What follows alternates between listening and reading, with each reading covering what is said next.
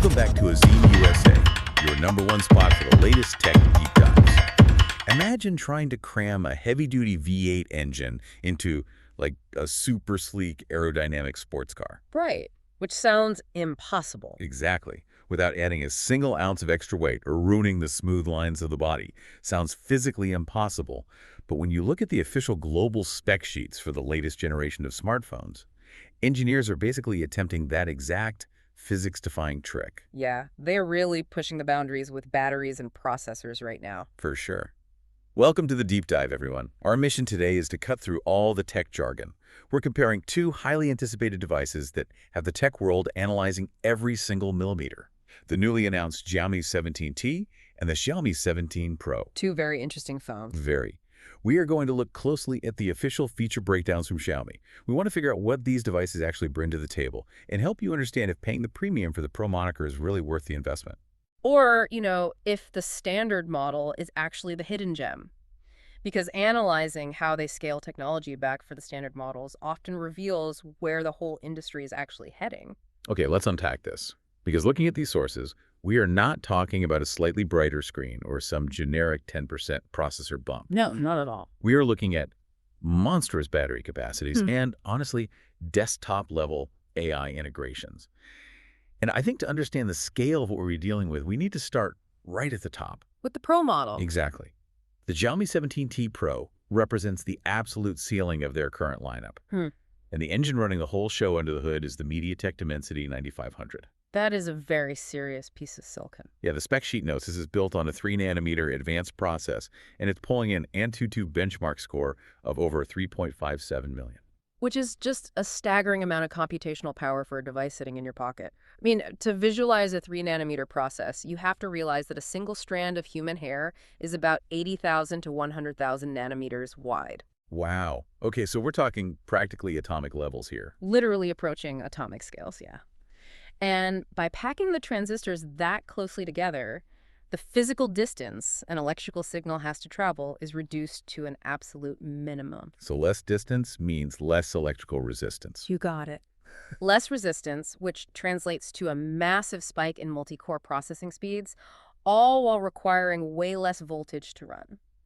I mean, I understand the efficiency argument on paper, but pushing a benchmark score that high, it has to generate a tremendous amount of heat, right? Yeah. You can't just run desktop-level calculations on a slab of glass and metal without some serious thermal consequences. Yeah, normally you would see intense thermal throttling, where the phone artificially slows itself down just to prevent melting its own internals. Right, the phone gets burning hot and the frame rate drops. Exactly. But Xiaomi addresses this by pairing the chip with a 3D ice loop cooling system. It's specifically designed to pull heat directly away from the processor core. But honestly, the power demand is where the engineering gets really fascinating. Yeah, let's talk about that power. Because the Dimensity 9500 draws significant power under a heavy load, they had to totally redesign the power source. They moved away from traditional graphite anodes to a massive 7,000 milliamp hour silicon carbon battery. 7,000. That is just wild to me. It's huge. Just a few years ago, putting a 5,000 milliamp hour battery into a phone made it feel like you were carrying around a brick in your pocket. But the 17T Pro is still only 8.25 millimeters thick. It's so sleek. That's the magic of the new battery chemistry. So I have a question about that. Why are we suddenly seeing these silicon carbon batteries in phones, and what does it actually mean for daily use?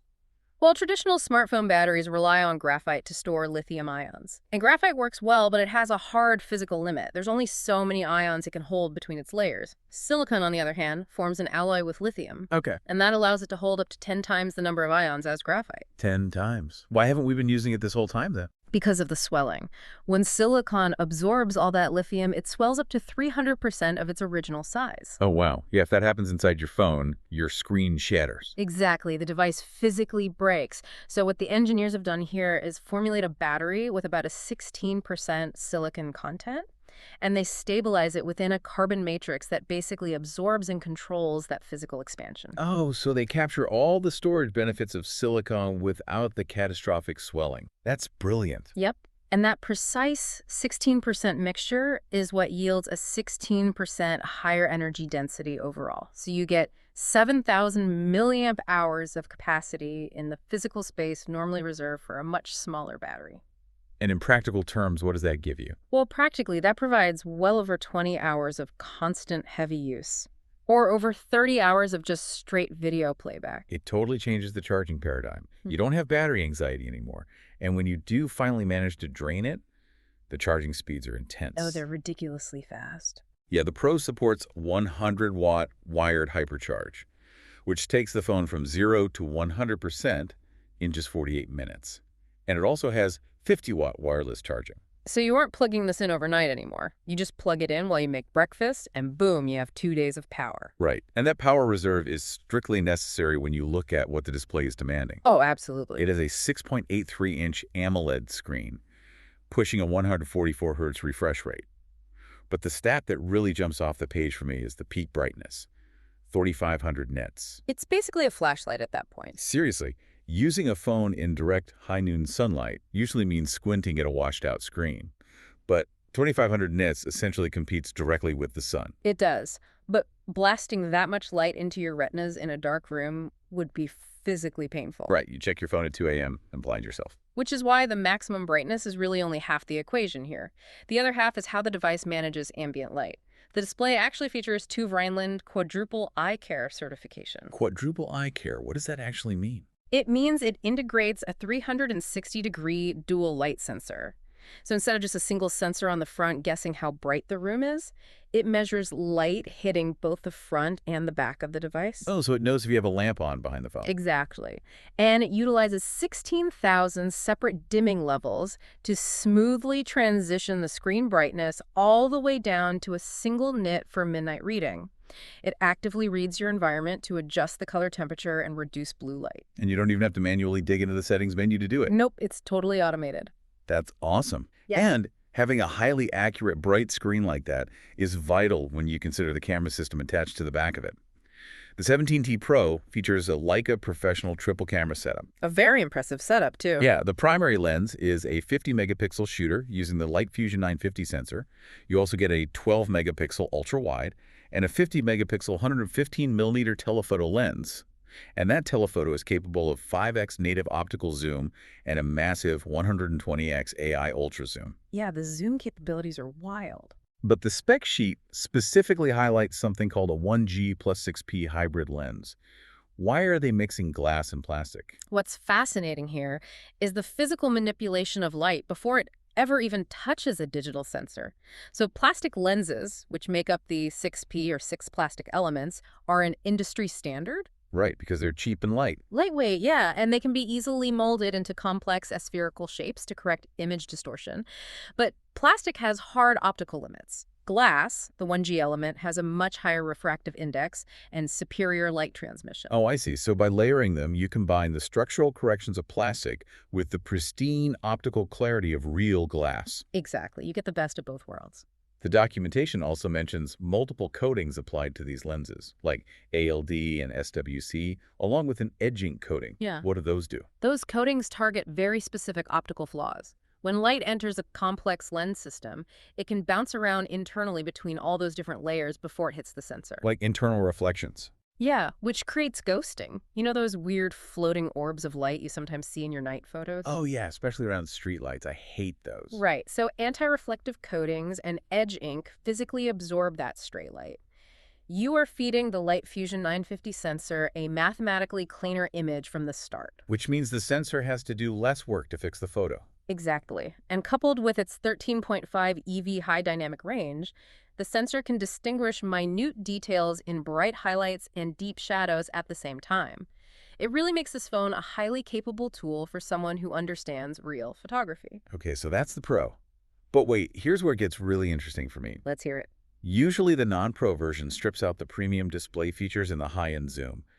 I mean, they completely gut the camera system and use a subpar display just to lower the price. Right, that's the standard industry playbook. But looking at the specs for the standard Xiaomi 17T, it still hits that massive 3,500 nits peak brightness. A&D keeps the 5x optical periscope telephoto lens. What's the catch? Yeah, it's a huge surprise. Keeping that periscope lens in a compact body under 6.59 inches is a major engineering feat. It's actually the first time they've done that in the Xiaomi T series. Right, because physically, periscope lenses take up a massive amount of horizontal space inside a phone chassis. How are they fitting that into a more compact body without violating the laws of physics? Well, just for context for the listener, a traditional smartphone lens stacks its elements vertically, pointing straight out the back of the phone. The thicker the lens, the further it sticks out. Hence the massive camera bumps we all have to deal with. Exactly.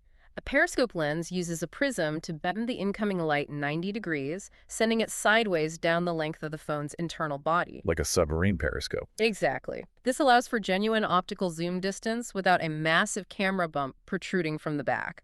But as you noted, it consumes a vast amount of internal real estate. So if the periscope lens is taking up all that space in a smaller phone, they had to shrink something else.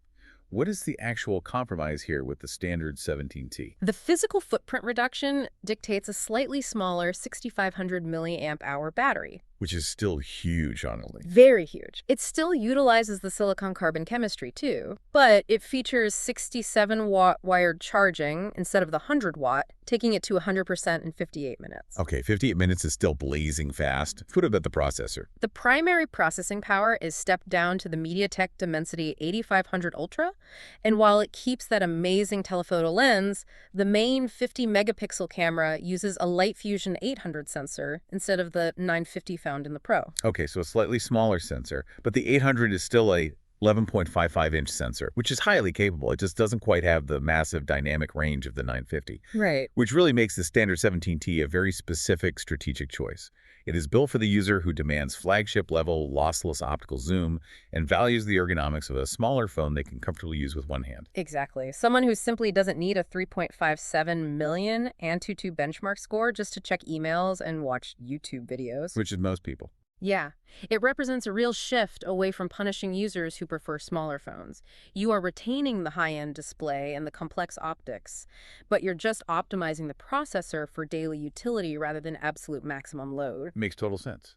Now, whether you have the Dimensity 9500 or the 8500 Ultra, the silicon is ultimately there to power the software and the day-to-day ecosystem. The user experience. Right. And moving into the shared features, both phones share an IP68 water and dust resistance rating. But there is a connectivity feature listed here that seems totally counterintuitive for a modern smartphone. Xiaomi offline communication. Ah, yeah. That's a really unique feature. It claims to allow voice calls between supported devices even without network coverage. It sounds like high-tech walkie-talkies. Hmm. We live in a world where we rely on cellular data for literally everything. How does an offline voice call actually function, and how does this fit into the modern landscape? It operates through a peer-to-peer protocol utilizing Xiaomi's Surge T1 Plus tuners and some very specialized high-performance antenna arrays. So it's not using towers at all. Nope.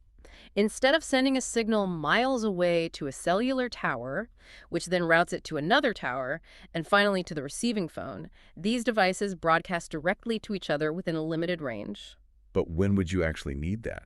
If you're out in the woods. Sure, out in the woods, but think about a massive music festival or a crowded sporting event. You might have full cellular bars on your screen, but because 50,000 other devices are trying to connect to the exact same local tower, the network bandwidth is completely saturated. Oh, right. Your messages just fail to send. Exactly. Offline communication bypasses that congested infrastructure entirely, creating a direct local link to your friend. That independence from the cloud is a great failsafe, and it actually explains a lot about how they are handling the software features, particularly the AI. We are seeing a massive push for on-device processing across the board here. On-device is definitely the theme of this generation. The new Xiaomi HyperOS 3 system integrates Google Gemini deeply into the interface. We're talking Gemini Live, connected apps, and image generation baked right in. But they also include a suite of creative tools, like, let's talk about Leica Live Moment. Leica Live Moment fundamentally changes the philosophy of taking a photograph. Traditionally, hitting the shutter button isolates a single microsecond in time. A frozen snapshot. Right. But Live Moment utilizes the camera's buffer to capture the seconds leading up to and immediately following the shutter press. It analyzes that brief video clip, capturing the context, the movement, and the emotional buildup of the scene, rather than just a static frozen image. So you get the story before the picture. That is so cool. And the post-processing tools are where the AI really flexes. The specs list AI Erase Pro, which removes unwanted people from the background of your photos and uses a generative model to seamlessly rebuild the textures behind them. It's like having Photoshop built into your gallery app. Totally. And there is AI Film, which analyzes a batch of your raw video clips, identifies the most interesting moments, and auto-generates a cinematic narrative complete with cuts and transitions. But the one that really stands out to me is the AI audio mixer. Oh, the audio mixer is incredible. If we connect this to the bigger picture of content creation, audio is usually the hardest thing for a novice to get right. For sure. Bad audio ruins a good video instantly. Right. If you are recording a video of someone speaking on a busy street, the microphone captures everything: the wind, the passing cars, the crowd. AI audio mixer utilizes machine learning models trained to recognize the specific frequency footprint of human speech. So it knows what a voice sounds like versus wind. Exactly. It isolates those vocal frequencies in real time, essentially pulling the speaker's voice forward while actively suppressing all the background noise. It lowers the barrier to professional level content creation massively. And doing that kind of semantic analysis, separating wind from speech, or analyzing video clips to find the best shot, that requires intense computation. You aren't uploading these files to a server farm to be processed. The phone is doing the math locally. Yep, right in your hand. Which circles us right back to why a device needs a 3-nanometer chip and a massive cooling system. The hardware has to be that robust simply to support the weight of these local AI models. Exactly. The hardware is just the foundation for all these intelligent features. So bringing it all together, what does this mean for you, the listener?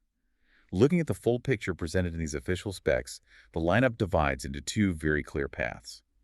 If you are a spec-chasing power user who pushes your device to the absolute limit running heavy generative AI tasks, demanding peak performance and requiring 100-watt rapid charging so you're never tied to an outlet, the Xiaomi 17T Pro is your heavyweight champion. It's the ultimate ceiling of what they offer. But if you prioritize a device that fits comfortably in one hand for better ergonomics, yet you absolutely refuse to compromise on a premium display and a top-tier periscope camera, the standard 17T is an incredibly strategic smart buy. It really is. It gives you the flagship photography experience without the flagship bulk. Before we wrap up, if you're enjoying this breakdown of the Xiaomi 17T series, please consider supporting Azeem USA. Drop a super chat during our premieres, hit that super thanks button below, or join as a channel member for exclusive perks. We love digging into these specs for you guys. It's been a really fun deep dive. But looking at all this, it does raise an important question as we look at where this technology is heading. What's that? With features like AI film seamlessly editing our clips, AI audio mixer silencing the messy background noise of reality, and AI Erase Pro removing strangers from our photos, the device is doing more than just capturing light. It is actively curating our experiences. Wow, yeah. It's making reality look better than it actually was. Yeah. Exactly. At what point does the smartphone stop being a simple lens recording the world and start acting as an active co-director of our personal memories? When we look back at those perfected, algorithmically enhanced moments years from now, are we remembering the event as it truly happened? Or are we remembering the idealized version the AI created for us? Man, that is definitely a provocative thought to chew on the next time you let an algorithm polish your vacation photos. Keep questioning the technology in your pockets and what it's doing with your reality. That's a wrap on the Xiaomi 17T and 17T Pro. To dive deeper into the specs we talked about today, make sure to click the Read More link in the description below. See you in the next one on Azeem USA.